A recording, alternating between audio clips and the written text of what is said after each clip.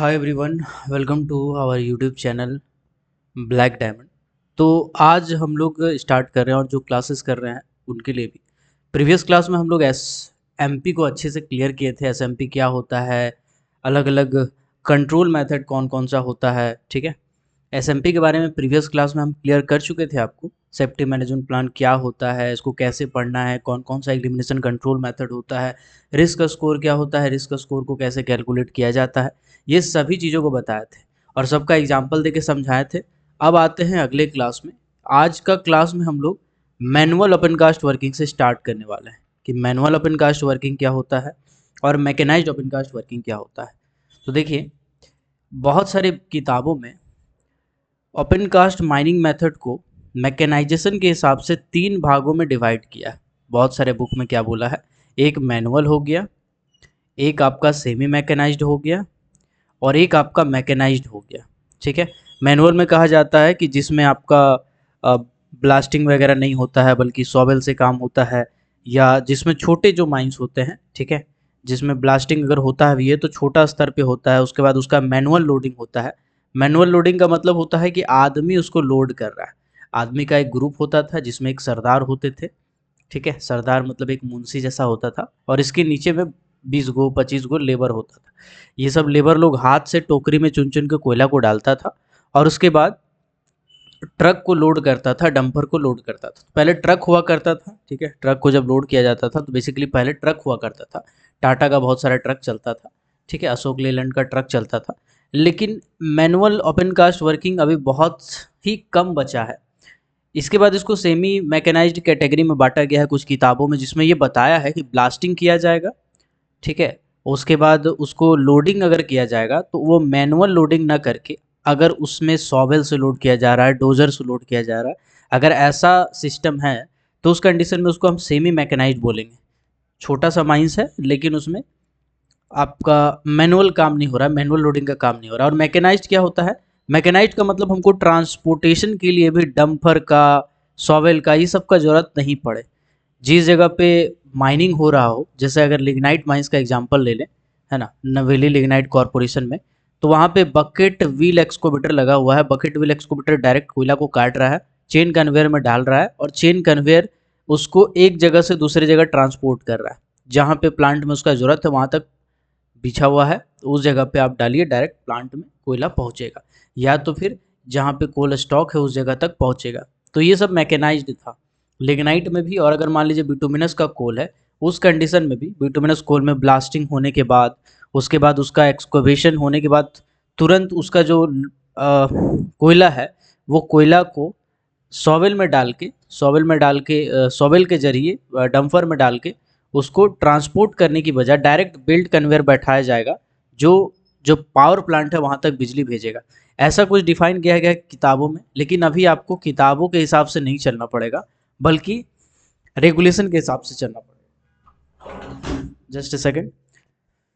तो रेगुलेशन क्या कहता है, रेगुलेशन में मैनुअल ओपन कास्ट वर्किंग में किसको कहेंगे, पहले इसको समझिए। जहाँ पे लोडिंग का काम मैनुअली हो, मैनुअली हो मतलब आदमी रहेगा, टोकरी में कोयला लाद लाद के डालेगा और उसके बाद उसको डालेगा। छोटा छोटा जो क्वेरी होता है जिसमें प्रोडक्शन बहुत कम होता है उसको मैनुअल ओपन कास्ट वर्किंग में कहते हैं। मैनुअल ओपन कास्ट वर्किंग में हम 3 केस लेते हैं। जो हमारा बेंच का साइज अगर पढ़ना चाहते हैं तो उसमें आप 3 अलग अलग केस लेंगे। पहला केस लेंगे कि अगर सॉफ्ट मटेरियल है, सॉइल है, अल्विलुवियम है, ग्रेवल्स है। इसका मतलब क्या हुआ कि अगर मिट्टी है, कच्चा मिट्टी है, बुरबुरिया माटी जिसको हम लोग बोलते हैं, ग्रेवल्स इंग्लिश में कहा जाता है, अलुवियम है यानी कीचड़ भरा हुआ है ना, सॉफ्ट है, तो उस कंडीशन में जो बेंच का हाइट होगा नॉट मोर देन 1.5 मीटर होगा। बेंच का हाइट कितना हो जाएगा, नॉट मोर देन 1.5 मीटर। अभी इसको याद करने का एक सिंपल सा ट्रिक समझाते हैं। एक सेकेंड, 1.5, अगर 1.5 को हम दुगना कर दें तो कितना हो जाएगा सर, 3 मीटर हो जाएगा। और 3 मीटर को दुगना कर दें तो कितना हो जाएगा, 6 मीटर हो जाएगा। मतलब 6 हो जाएगा। 1.5 का दुगना 3, 3 का दुगना 6। बस यही केस आपको याद रखना है, 1.5 का दुगना 3, 3 का दुगना 6। केस 1 आपका हो जाएगा 1.5 मीटर हाइट, केस 2 में हो जाएगा आपका 3 मीटर हाइट, और केस 3 में हो जाएगा 6 मीटर हाइट। यानी बेंच हाइट अब आपको मैनुअल वाला रटने का जरूरत नहीं है, 1.5 मीटर हाइट होगा बेंच का। 1.5 मीटर से ज़्यादा हाइट नहीं होगा, नॉट मोर देन लिखा है। ज़्यादा हाइट नहीं होगा मतलब 1.5 मीटर होगा तो चलेगा जी, बिल्कुल चलेगा। 1.55 हो जाएगा तो चलेगा जी, अगर 1.5 लिखा जाता तो चलता, लेकिन अगर 6 मीटर लिखा जाएगा तो ये नहीं चलेगा। 1.5 से कम होना चाहिए, उससे ज़्यादा नहीं होना चाहिए। इससे ज़्यादा नहीं होना चाहिए का मतलब ऐसा नहीं कि उससे कम होना चाहिए, बल्कि 1.5 के बराबर या 1.5 से कम, ये होता है इसका मतलब। ठीक है, चलिए, तो ऊट पटांग मतलब नहीं निकालिएगा, उसका जो मतलब है वही मतलब निकालिएगा। तो बेंच का जो हाइट होगा, अगर सॉफ्ट सॉइल है, एलुवियम है, ग्रेवल्स है, तो 1.5 मीटर से ज़्यादा नहीं होगा। अगर कोयला का बेंच है, तो उस कंडीशन में बेंच का जो हाइट है वो आपका 3 मीटर से ज़्यादा नहीं होगा। और अगर हार्ड रॉक का बेंच है, हार्ड रॉक मतलब कड़ा चट्टान है, ठीक है, उस कंडीशन में आपको मानना है कि बेंच का जो हाइट होगा वो आपका 6 मीटर से ज़्यादा नहीं होगा। अब यहाँ पे एक शब्द है भैया, कड़ा चट्टान। हम कड़ा चट्टान मानेंगे किसको? तो देखिए, कड़ा चट्टान हम किसको किसको मान सकते हैं? अगर सैंडस्टोन है तो हम कड़ा चट्टान मान सकते हैं। अगर आपका लाइमस्टोन है तो हम कड़ा चट्टान मान सकते हैं। अगर आपका आयरन ओर है ना, जिसको हम लोग हेमाटाइट कहते हैं, हेमाटाइट जनरली कोयला के साथ मिलता है, तो इसको हम लोग कह सकते हैं। ठीक है, तो ये सब क्या है? ये सब कड़ा चट्टान है। इसमें ड्रिलिंग करने में हमको समस्या है, झंझट है, ड्रिल बिट हमको चेंज करना पड़ता है, एयर कंप्रेसर वाला लाना पड़ता है खोज खाज के, तो बड़ा झंझट हो जाता है, इसीलिए इसको हम लोग अलग कैटेगरी में रखे हैं। तो अगर हार्ड रॉक है, कड़ा चट्टान है, तो बेंच का जो हाइट होता है वो 6 मीटर से ज़्यादा नहीं होना चाहिए। अगेन 6 मीटर से ज़्यादा मतलब 6 मीटर के बराबर हो सकता है, 6 मीटर से कम हो सकता है, लेकिन 6.1 मीटर नहीं हो सकता है। ठीक है, चलिए, तो बेंच का हाइट आपको सिंपल मैनुअल में रटने का जरूरत नहीं है, 1.5 याद रहेगा, इसका 2 गुना 3, इसका 2 गुना 6, तो 3 कंडीशन हो जाएगा इसमें। चलिए, अब आते हैं मैनुअल में ही कुछ और चीज़ों के बारे में। एक सेकेंड, जस्ट अ सेकेंड। देखिए, ये जो आपको दिख रहा है स्क्रीन पे, इसको हम लोग बोलते हैं मेजरमेंट पिलर। अब ये क्या चीज़ है बोलेंगे, मेरा माइंस में नहीं है, मेरा माइंस में है। समझो मेरे बात, जब कभी भी ओपन कास्ट माइंस को ओपन किया जाता है, तो ओपन करने के लिए सबसे पहले हम क्या बनाते हैं? Box cut. क्या बनाते हैं? Box cut. बॉक्स कट कैसा होता है? तो समझिए, जो तालाब खोदा जाता है ना, तालाब, एक सलतम जमीन है, उसमें अगर आप तालाब खोदेंगे तो क्या करेंगे? थोड़ा सा इधर से डाउन जाएंगे, थोड़ा इधर से डाउन जाएंगे, बीच से ऐसे कट करेंगे और कॉर्नर कॉर्नर को मिलाएंगे, तो वैसे ही कुछ होता है। इसी तरह का बॉक्स कट लगेगा। शुरू में आप अब देखिएगा तो आपको ऐसा लगेगा तालाब का खुदाई चल रहा है, बहुत बड़ा तालाब बनने वाला है, लेकिन ऐसा नहीं है। वो ओपन कास्ट माइंस भी हो सकता है। ठीक है, तो बॉक्स कट होता है सबसे पहला स्टेज।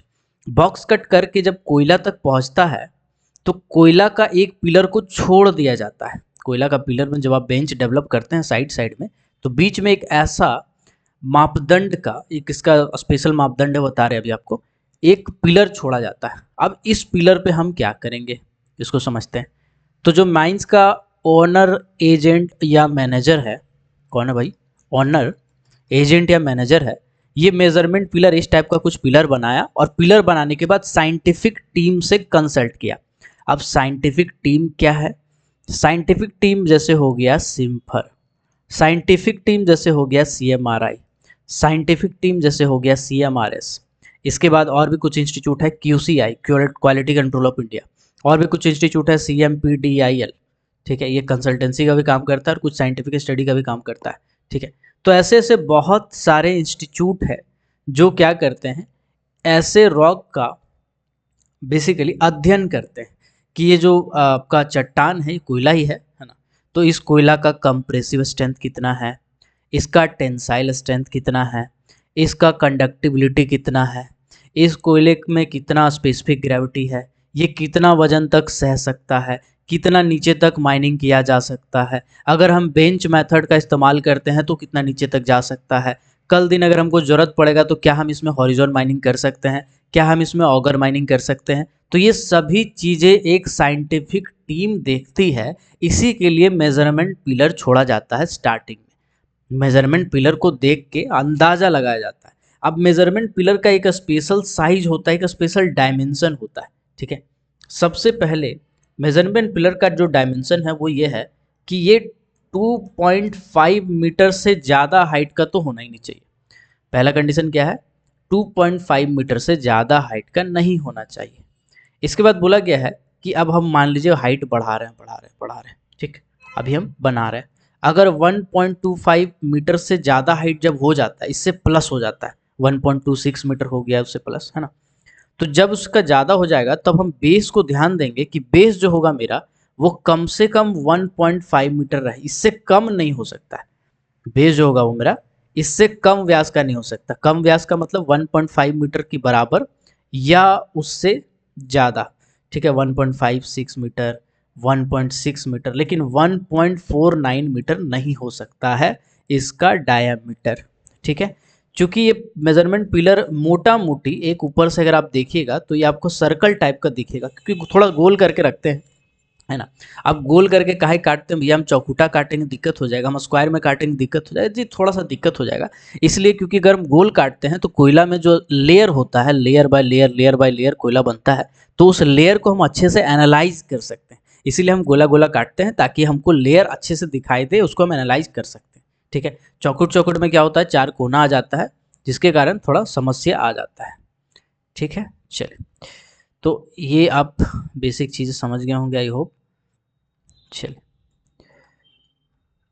ओके, अब हम लोग आगे बढ़ते हैं, ठीक, चलिए, ओके। तो मेजरमेंट पिलर आप समझ गए हैं। मेजरमेंट पिलर का डायमेंशन एक बार फिर से देख लिया जाए। मेजरमेंट पिलर का डायमेंशन कहता है कि टोटल जो हाइट है आपका 2.5 मीटर से ज़्यादा नहीं होना चाहिए, और जब 1.25 मीटर से ज़्यादा हो जाएगा तो 1.5 मीटर से ज़्यादा मतलब कम बेस नहीं होना चाहिए, ठीक है। चलो, इसके बाद लिखा है ईंट के किनारे 3 मीटर के अंदर कोई ढीला मलबा पेड़ पौधा ये सब नहीं रहेगा। अगर पेड़ पौधा रहेगा तो क्या समस्या है सर, ढीला मलबा रहेगा तो क्या समस्या है सर, समझते हैं चलिए। कोई ओपन कास्ट का फोटो अगर होगा तो दिखाते हैं, अगर नहीं होगा तो कोई बात नहीं, हम समझा देंगे।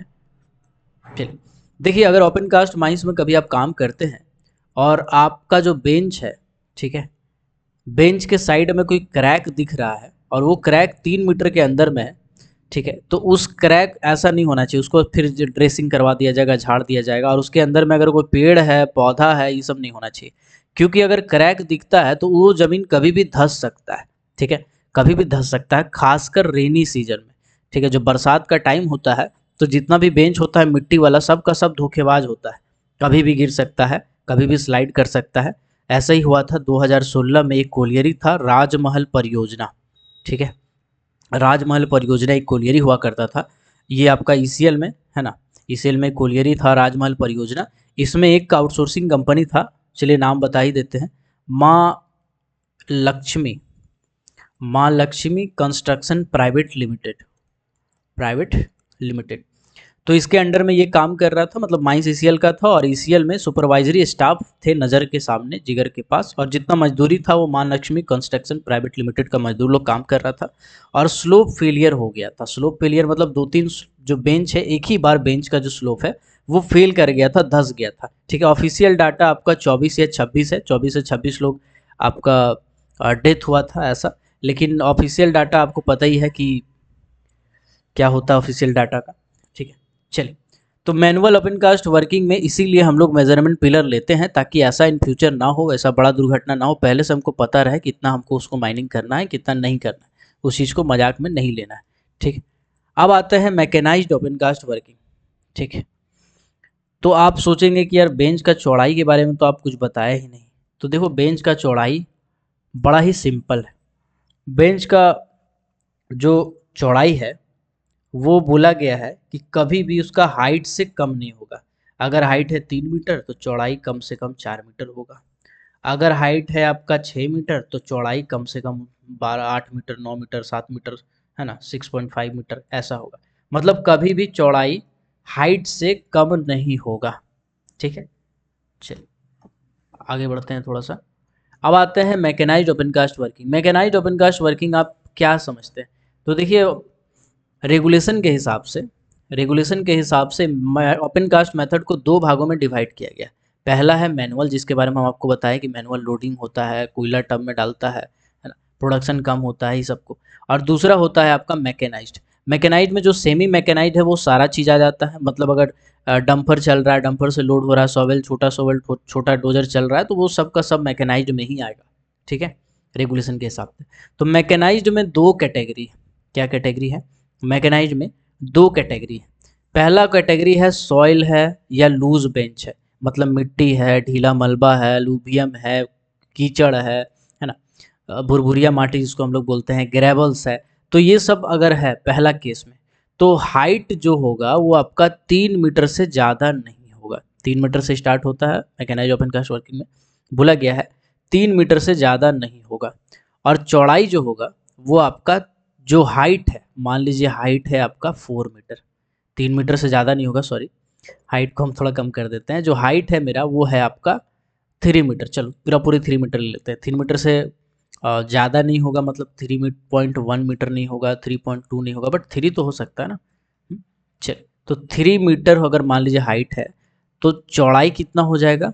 बेंच का चौड़ाई की बात कर रहे हैं हम, यहाँ पे बेंच का बात किया जा रहा है। तो जो चौड़ाई होगा बोल रहा है कि हाइट से 3 गुना होगा, इससे कम नहीं होना चाहिए। यानी 3 मीटर इंटू 3 गुना बराबर 9 मीटर। यानी 9 मीटर से कम चौड़ा बेंच नहीं रहेगा। 9 मीटर से कम चौड़ा बेंच नहीं रहेगा। तो हाइट पे ध्यान रखिएगा, not more than 3 metre, 3 metre से ज़्यादा हाइट नहीं रहेगा। और जो चौड़ाई होगा वो आपका इससे कम नहीं रहेगा। इसमें ज़्यादा है, हाइट में ज़्यादा नहीं रहेगा और विड्थ में कम नहीं रहेगा, इस चीज़ को ध्यान दीजिएगा। ठीक है, चलिए आगे बढ़ते हैं।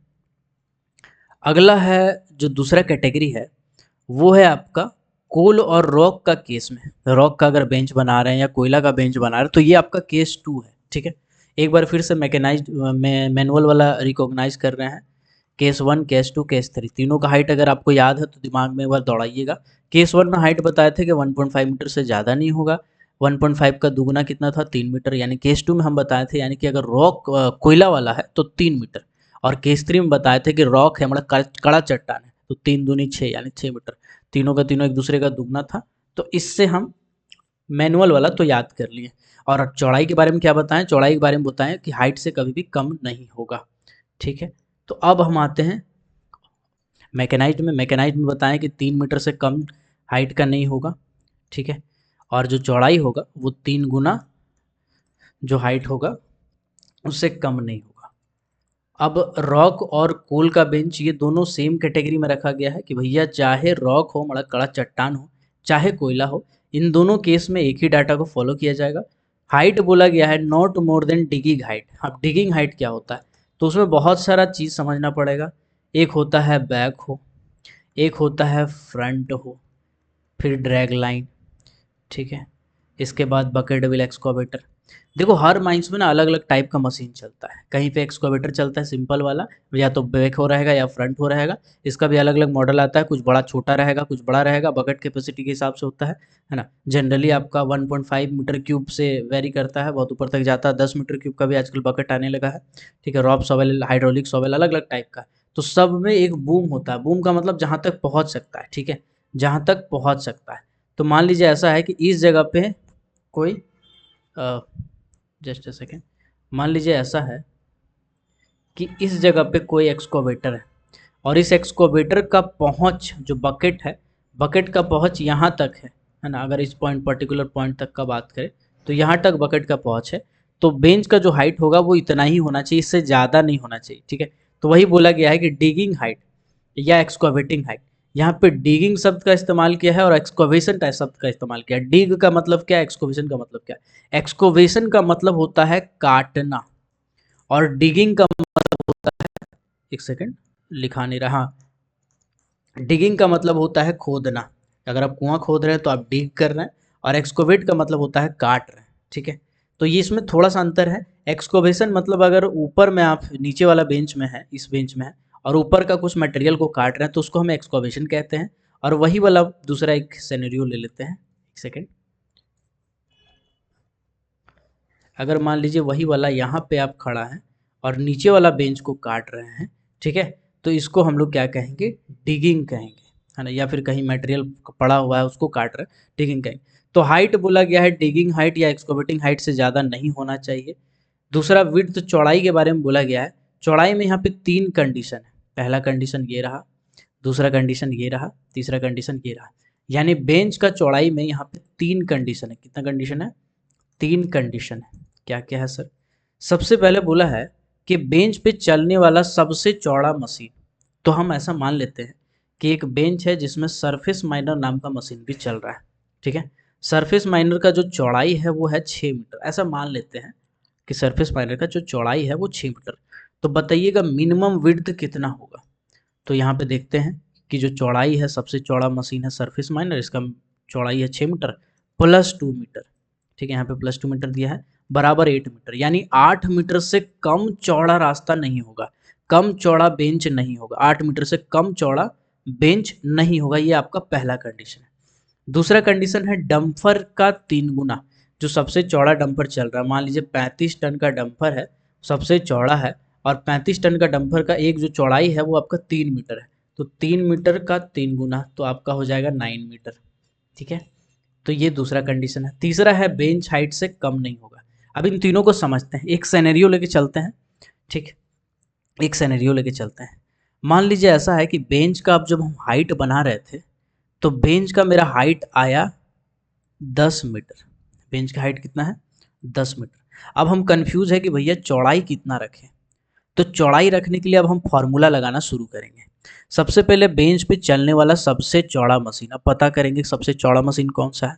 तो पता चला कि जो सरफेस माइनर है वो मेरा बेंच पे चलने वाला सबसे चौड़ा मशीन है।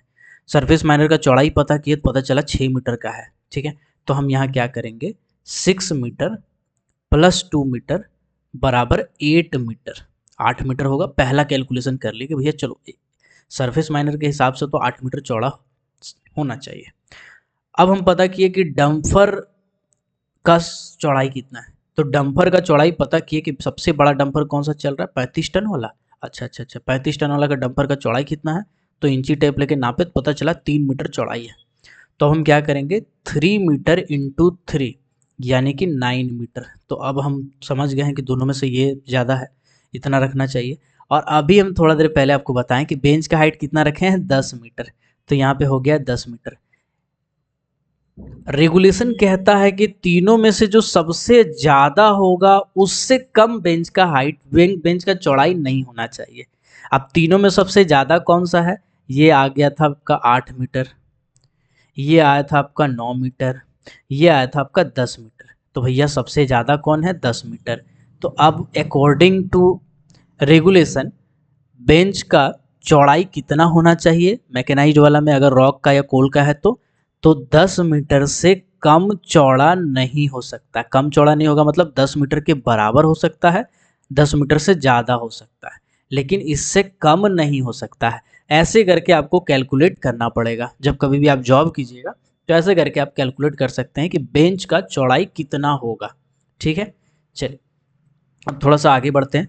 अभी यहाँ पे ये ख़त्म होता है मैकेनाइज्ड वाला, लेकिन यहाँ पे ख़त्म नहीं होता, आपको कन्फ्यूज़न होता है। ठीक है, हम गारंटी के साथ कह सकते हैं कि हॉल रोड वाला में और इसमें आपको बहुत ज़्यादा कन्फ्यूज़न होता होगा। ठीक है, तजुर्बा के हिसाब से कह सकते हैं कि हम भी कभी सास भी कभी बहू थी, वही वही वाला कहावत है। चलिए तो हम आपका दोनों वाला अभी क्लियर कर देते हैं। ठीक है, दोनों आपका अभी हम क्लियर कर देते हैं, डोंट वरी। ठीक है, सबसे पहले हम लोग समझते हैं हॉल रोड। एक तरफ हॉल रोड लिखते हैं और एक तरफ आपका बेंच का चौड़ाई, बेंच विड्थ।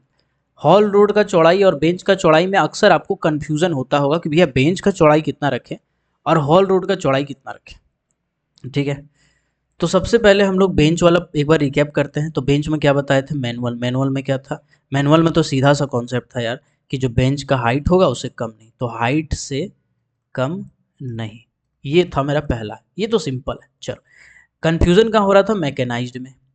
मैकेनाइज्ड में भी कहाँ कन्फ्यूज़न था? तो पहला कंडीशन था केस वन। केस वन मेरा क्या था सर? केस वन था अगर सॉफ्ट रॉक है तो सॉफ्ट रॉक में क्या होता था? सॉफ्ट रॉक में हम कहे थे कि 3 गुना से कम नहीं। ठीक है, 3 गुना से जो चौड़ाई होगा, जो आपका हाइट होगा है ना, हाइट का 3 गुना से कम नहीं। तो ये था मेरा पहला कंडीशन। दूसरा कंडीशन हम क्या बताए थे, अगर कोल वाला बेंच हो या रॉक वाला बेंच हो, हार्ड चट्टान हो, तो उस कंडीशन में हम क्या बताए थे, अभी हम थोड़ा देर पहले बताएं कि जो सबसे चौड़ा मशीन चल रहा है, ठीक है, मशीन जो सबसे चौड़ा चल रहा है, ठीक है, इनटू मशीन का जो चौड़ाई होगा, है ना, उस सॉरी इनटू कह दिए, यहाँ पे प्लस होगा, ठीक है, +2 मीटर, ये वाला पहला डाटा था। दूसरा क्या था, दूसरा था डंपर जो चल रहा है, डंपर का जो चौड़ाई होगा, है ना, इनटू 3 मीटर, तीन गुना। और तीसरा क्या बताया था, बेंच हाइट, ठीक है, बेंच हाइट, तीनों में जो ज़्यादा होगा वो आपका बेंच का चौड़ाई हो जाएगा। ये तो चलो भाई सिंपल है, क्लियर हो गया होगा, आई होप आपका ये वाला पॉइंट जो है वो क्लियर हो गया होगा, ठीक है, ये पूरा क्लियर हो गया होगा। अब हम लोग आते हैं हॉल रोड पे। हॉल रोड में आपको बहुत ज़्यादा कन्फ्यूज़न होता होगा, हमको लग रहा है। चलिए हॉल रोड को समझते हैं। हॉल रोड क्या होता है सर, हॉल रोड होता है जिसमें से डंपर है वो आना जाना करता है, जो बुलेरो गाड़ी जो है मैनेजर साहब का, वो आना जाना करता है, कोई मशीन बेंच तक पहुंचाना है वो आना जाना करता है, एक बेंच से दूसरा बेंच में जाना है वो आना जाना कर सकता है, तो हॉल रोड उसी को कहते हैं, ठीक है। हॉल रोड में बहुत सारा कंडीशन है, चलिए हम लोग समझते हैं। सबसे पहले हॉल रोड में हम वन वे को समझते हैं। वन वे क्या होता है, वन वे का मतलब होता है एक तरफा रास्ता, ठीक है ना, एक तरफा रास्ता। और टू वे को क्या बोलते हैं, दो तरफा रास्ता, ठीक है। जैसे वन वे में बोला गया है कि जो डंपर का चौड़ाई होता है, ठीक है, डंपर का चौड़ाई है उससे 5 मीटर होना चाहिए। और अगर टू वे है, क्या है, टू वे है, तो उस कंडीशन में बोला है कि डंपर का जो चौड़ाई होगा, है ना, इसका 3 गुना +5 मीटर। अब वन वे टू वे थोड़ा समझते हैं, कन्फ्यूजन हो रहा होगा वन वे टू में, समझते हैं, चलो कोई नहीं। मान लीजिए घर में जो रोड गया है, आपका गांव है, बस्ती है, तो एक वो रोड गया होगा पीसीसी रोड, वही रोड में इधर से भी गाड़ी आ रहा होगा, इधर से भी गाड़ी आ रहा होगा, ठीक है। तो एक आदमी अपना बायां होकर निकल लेता है, एक आदमी अपना बायां पकड़ लेगा, दूसरा आदमी अपना बायां पकड़ लेगा। बीच में कौन हो डिवाइडर है, नहीं, कौन हो डिवाइडर नहीं है, बीच में कोई डिवाइडर नहीं है, ठीक है ना? तो इसको हम क्या बोलेंगे, इसको हम बोलेंगे टू वे रास्ता। इसको क्या बोलेंगे, इसको बोलेंगे टू वे रास्ता। टू वे रास्ता का मतलब दो तरफा रास्ता, दोनों तरफ से आदमी आना जाना कर रहा है, इधर से भी आ रहा है, इधर से भी आ रहा है, एक ही रोड में, बीच में कोनो डिवाइडर नहीं है, अपना बायां बायां पकड़ के गाड़ी चला रहा है। इसको क्या कहेंगे, टू वे रास्ता। वन वे किसको कहेंगे, जब आप हाईवे पे जाते हैं तो एक रोड होता है जिसमें से खाली गाड़ी जा ही रहा है, खाली गाड़ी जा ही रहा है, ठीक है। और एक डिवाइडर रहता है बीच में जिसमें पेड़ उड़ लगाया रहता है। उसका दूसरा साइड में क्या होता है, एक और रोड होता है जिसमें से खाली गाड़ी उस साइड से आ रहा है, मतलब एक ही डायरेक्शन पे चलना है, ठीक है। तो आपको टेंशन नहीं रहता, आप जब हाईवे पे जाते हैं तो गाड़ी भगाते हैं 100 पे, 120 पे, 90 पे, 80 पे। क्यों भगाते हैं सर, क्योंकि आपको पता है सामने से कोई गाड़ी आएगा नहीं, हमको टेंशन है नहीं, है ना, पीछे से गाड़ी आएगा मायना में देख लेंगे। तो इसको क्या बोलते हैं, इसको बोलते हैं वन वे। वन वे क्यों, क्योंकि एक रास्ता है एक तरफा, दूसरा रास्ता भी है अपना एक तरफा, सब सेपरेट है, तो इसको क्या कहेंगे, वन वे कहेंगे। तो डंपर अगर वन वे से गुजर रहा है तो डंपर जो रास्ता का चौड़ाई होगा, ऑल रोड का चौड़ाई होगा, डंपर का चौड़ाई +5 मीटर पर्याप्त है। अगर बगल से कोई डंपर जाना चाहता है तो वो हॉर्न मार बजाएगा, ये डंपर साइड होगा, वो अपना आराम से ओवरटेक करके चल जाएगा। और अगर टू वे है, मतलब एक एक वो रास्ता है, उसमें से डंपर आना जाना दोनों कर रहा है, इधर से एक डंपर आ रहा है ना, ठीक है, और इधर से भी एगो डंपर आ रहा है, तो आप दोनों को दिक्कत हो जाएगा ना, आप इतना कम चौड़ा में कैसे चलेगा, तो चौड़ा रोड रखना पड़ेगा, यहाँ पे हम ज़्यादा चौड़ा करेंगे। तो डंपर का जो चौड़ाई है उसमें 3 गुना +5 मीटर। 3 गुना इसलिए रखे हैं कि दो गो डंपर है, आराम से आना जाना कर सकता है, ठीक है। बीच में कोई गाड़ी है छोटा मोटा, या फिर अगर दिक्कत है तो दोनों गाड़ी आराम से दूर दूर में रहेगा, आराम से आना जाना कर लेगा। तो दो तरफा रास्ता में क्या होता है, डंपर का 3 गुना +5 मीटर, ठीक है, डंपर का 3 गुना +5 मीटर। ये क्या होता है, वन वे रास्ता, टू वे रास्ता, ठीक है, वन वे रास्ता और टू वे रास्ता, है ना। जस्ट अ सेकेंड, इसको थोड़ा साफ कर लेते हैं। अब आपका क्लियर हो जाएगा, हॉल रोड वाला आई होप क्लियर हो जाएगा। हॉल रोड में ऐसा कुछ नहीं है, डरना नहीं है। हॉल रोड और बेंच को एक साथ हम इसलिए लिख दे रहे हैं ताकि आपका कन्फ्यूज़न एकदम ख़त्म हो जाए जड़ से, आज नहीं तो कल आपको कन्फ्यूज़न होगा, ये हमको पता है, ठीक है। तो हॉल रोड यहाँ, हॉल रोड में हम क्या बताएं सर, हॉल रोड में हम आपको दो कंडीशन बताएं। सबसे पहले कंडीशन बताएं वन वे था, वन वे। जब कभी भी वन वे बोलिएगा ना तो इसको साथ में बोलिएगा हाईवा, हाईवे सॉरी, इसमें क्या बोलिएगा, हाईवे, है ना। चलिए हाईवे समझिएगा तो अब समझ जाइएगा कि अच्छा एक तरफ से गाड़ी आएगा, एक तरफ से गाड़ी जाएगा, मतलब अलग अलग रास्ता है। तो इसमें कंडीशन में क्या होगा, डम्पर का जो चौड़ाई होगा प्लस 5 मीटर पर्याप्त है। और अगर टू वे है तो टू वे जब बोलिएगा तब आप बोलिएगा पीसीसी रोड। पीसीसी रोड समझते हैं, जो गांव बस्ती में रोड जाता है, कच्चा वाला रास्ता जाता है, जो ढलाई करके रास्ता बनाते हैं उसको पीसीसी रोड बोलते हैं। कभी भी अगर टू वे वाला बात किया जाएगा तो आप क्या बोलिएगा, तो वो बोलिएगा कि 3 गुना डम्पर जो है उसका चौड़ाई का 3 गुना प्लस 5 मीटर। ठीक है, यहाँ पे डम्पर प्लस 5 मीटर, यहाँ डम्पर का 3 गुना प्लस 5 मीटर। तो खाली यहाँ पे 3 गुना करने का दिक्कत था। ठीक है, खाली 3 गुना एगो अंतर है। चलिए अब हम समझते हैं तीखा मोड़। तीखा मोड़, ठीक है, तीखा मोड़ का मतलब जहाँ पे टर्निंग है ना, जहाँ पे आपका टर्निंग है, स्टीप ग्रेडियंट वाला टर्निंग है, उस कंडीशन में क्या होगा सर, तो बोला गया है कि उस कंडीशन में कुछ चीज़ें हैं जो आपको ध्यान रखना पड़ेगा। सबसे पहले तो बोला गया है कि जहाँ पर भी टर्निंग है वहाँ पे आपको क्या करना है, डिवाइडर लगा देना है। वहाँ पे रास्ता को चौड़ा करके क्या करना है सर, डिवाइडर लगा देना है। और रास्ता का चौड़ाई कितना हो जाएगा, सेपरेट सेपरेट। तो जो वन वे में था, वन वे में कितना था, डंपर का चौड़ाई प्लस 5 मीटर, इतना चौड़ा रहेगा। ठीक है, अगर तीखा है रोड तो आपका डंपर का चौड़ाई प्लस 5 मीटर, दो गो रास्ता बना देंगे, बीच में डिवाइडर डाल देंगे, लाइट वाइट पूरा बढ़िया से लगा देंगे। ठीक है, इसके बाद बोला गया है कि टर्निंग कितना रखेंगे। क्या हम टर्निंग अचानक से पूरा घुमा देंगे, ऐसे तो नहीं करेंगे, ऐसे घुसा देंगे जाओ, या ऐसे कर देंगे हम कि देखो ऐसा टर्निंग है, तो इसमें बड़ा दिक्कत हो जाएगा ना सर। अगर हम कितना स्पीड में जा रहे हैं, अगर मान लीजिए टर्निंग में सही से नहीं घुमाए तो खाई में कुदा देगा गाड़ी, तो प्रॉब्लम हो जाएगा। तो टर्निंग भी ऐसा होना चाहिए, ठीक है, कि जब आदमी ब्रेक मारे 40 किलोमीटर प्रति घंटा, ठीक है, 40 किलोमीटर प्रति घंटा का स्पीड में चल रहा हो और ब्रेक मारे, ठीक है ना, तो ब्रेक मारने पे, या सॉरी 40 किलोमीटर प्रति घंटा का स्पीड पे चल रहा है, तो उसको 3 गुना दूरी, ब्रेकिंग डिस्टेंस का 3 गुना दूरी आराम से दिखाई दे। ब्रेकिंग डिस्टेंस क्या होता है सर, ब्रेकिंग डिस्टेंस का मतलब जहाँ पे ब्रेक मारे आप, है ना, वहाँ से लेकर के मतलब ए पॉइंट पे आप ब्रेक मारे और बी पॉइंट पे जाके रुका, दोनों के बीच का जो डिस्टेंस है वो 10 मीटर है ना, तो यही हो जाएगा ब्रेकिंग डिस्टेंस। तो ब्रेकिंग डिस्टेंस का 3 गुना तक साफ साफ दिखाई दे, इतना आपको ग्रेडियंट रखना है। ठीक है, समझ गए होंगे आई होप। कितना ग्रेडियंट रखना है, ब्रेकिंग डिस्टेंस का 3 गुना तक साफ साफ दिखाई दे, है ना। 40 किलोमीटर प्रति घंटे का रफ्तार से आप डंफरवा चला रहे हैं, मारे ब्रेक, रुक गया 10 मीटर में, तो 3 गुना कर दीजिए, 30 मीटर तक साफ साफ दिखाई देगा। इतना ग्रेडियंट आप रखेंगे रास्ता का। ठीक है, समझ गए, समझ गए। चलिए, आई होप आपका ये पॉइंट सब क्लियर हो गया होगा, हॉल रोड वाला और बेंच का चौड़ाई वाला में अब आपको कन्फ्यूज़न नहीं होना चाहिए। ठीक है ना। हॉल रोड का रैम का भी लेंथ कभी कभी पूछता है, तो याद रखिएगा हॉल रोड का रैम का जो लेंथ होता है वो 50 मीटर होता है। चलिए ठीक है, आज इतना ही रखते हैं। ठीक है, और सेटअप करते हैं पूरा, उसके बाद आगे क्लासेस कंटिन्यू रहेंगी लगातार एक एक चैप्टर का, बट फिलहाल अभी इतना ही करते हैं। आई होप आपको ये क्लास में डाउट नहीं हुआ होगा, अगर होगा तो आप कमेंट में पूछिएगा। हो सकता है इस वीडियो को मैं यूट्यूब पे डाल दूँगा, अ, उसका भी डाउन चल रहा है कुछ। ठीक है, तो आज इतना ही रखते हैं, तब तक के लिए सबको जय हिंद। मिलते हैं अगले क्लास में, सबको जय हिंद।